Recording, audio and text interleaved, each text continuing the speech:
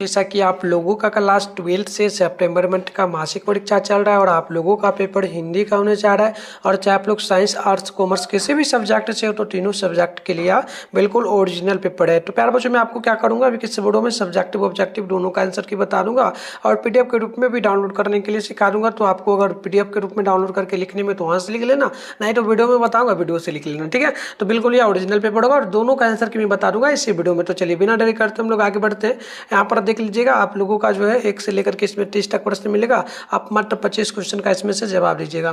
तो देखिएगा पहला नंबर जो क्वेश्चन आपसे यहाँ पर पूछा गया ना, ध्यानपूर्वक देखिएगा और अगर याद हो तो कमेंट बॉक्स में भी आप लोग आंसर बताने का प्रयास करना। तो पहला क्वेश्चन है कि आ का उच्चारण स्थान क्या है, तो आ बोल के देखिएगा ना तो आपका क्या होगा, कंठ पर जोर पड़ेगा आ, ठीक है। ऑप्शन क्या हो जाएगा, बी नंबर।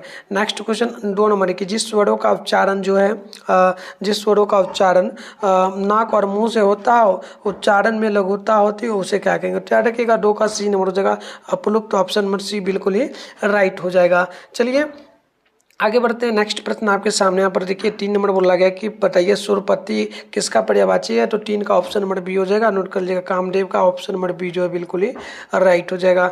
नेक्स्ट क्वेश्चन की ओर बढ़ेंगे तो 4 नंबर प्रश्न आपसे यहाँ पर बोला गया कि सज्जन शब्द का संधि विच्छेद क्या होगा। तो 4 का ऑप्शन नंबर सी याद रखिएगा, ऑप्शन सी होगा। क्वेश्चन नंबर 5 की चंद्रशेखर में किसका समास है। तो याद रखिएगा 5 का भी ऑप्शन डी हो जाएगा, बहुब्रीहि समास। ऑप्शन नंबर डी बिल्कुल ही करेक्ट होगा।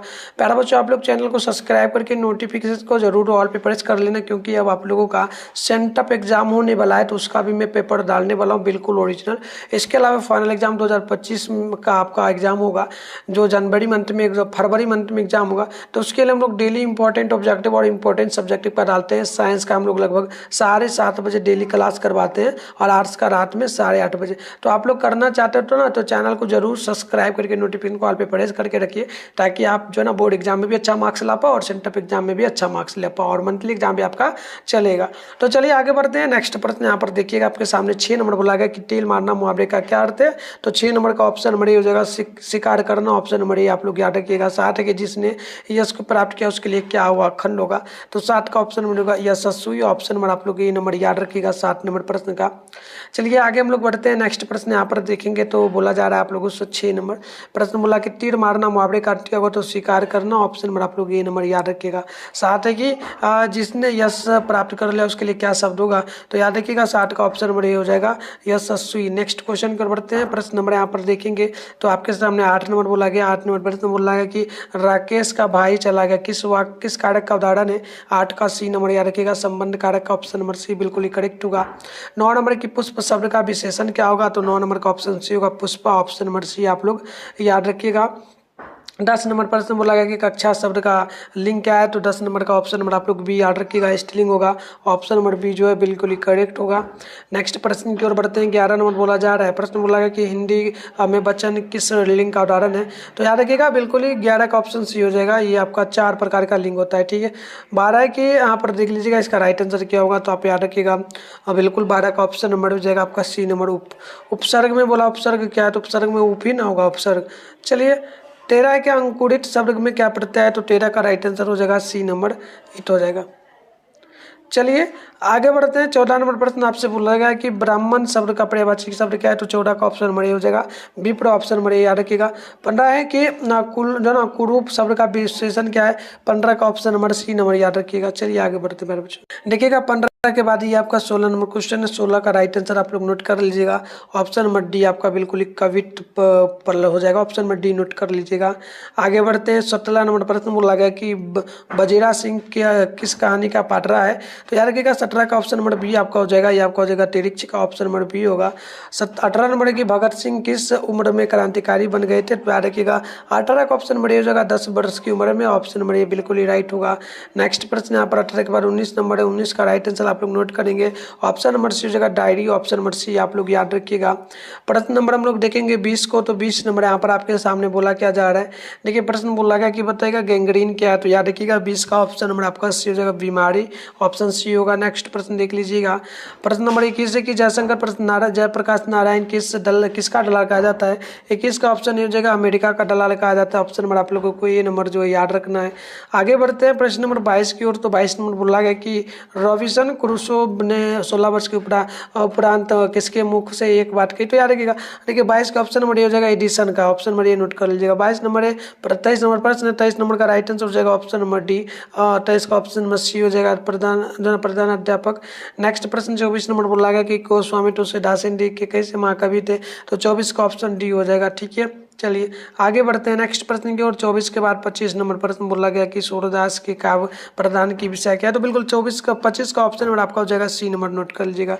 26 नंबर प्रश्न का नोट कर लीजिएगा, मलिक मोहम्मद जायसी रचित पदावली किस भाषा में लिखी गई है, तो 26 का ऑप्शन नंबर हो जाएगा ए नंबर। ठीक है, चलिए आगे बढ़ते हैं। 26 के बाद ये 27 नंबर प्रश्न है, तो 27 का राइट आंसर हो जाएगा आपका ऑप्शन नंबर जो है ना, नोट कर लीजिएगा, ये आपका सी नंबर हो जाएगा।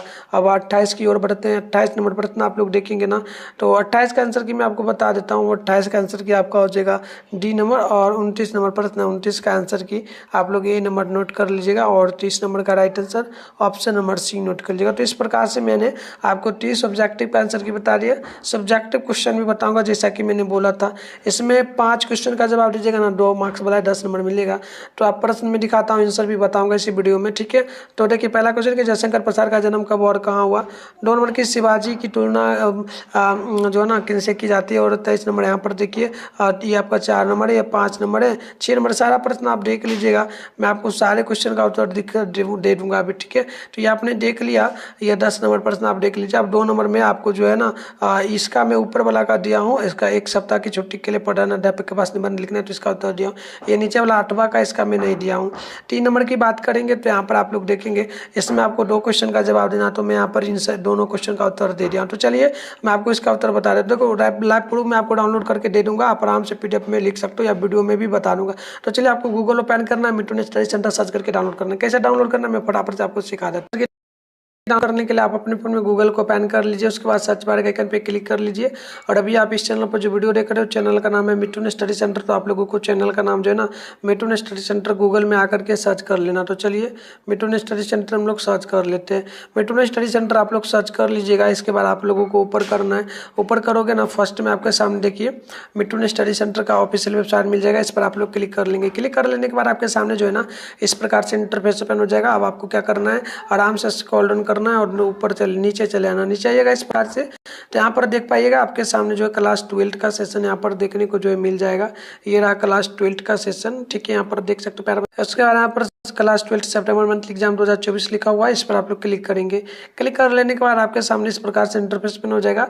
अब आप लोग आराम से स्क्रॉल इन करके नीचे आ सकते हैं। नीचे आइएगा तो यहाँ पर देखिएगा आपके सामने पहले व्हाट्सएप ग्रुप टेलीग्राम ग्रुप का लिंक मिलेगा, इसे प्यार बच्चों ज्वाइन कर लेना। ठीक है, चलो आगे बढ़ते हैं। आगे बढ़िएगा ना तो यहाँ पर देखिए साइंस का सेशन कहीं से भी कर लेना, हिंदी इंग्लिश का पेपर सेम मिल जाएगा। इंग्लिश का भी मैं वैसे डाल दिया हूँ, हिंदी का भी डाउनलोड करना है ना, सामने डाउनलोड लिखा है, इस पर क्लिक करिए।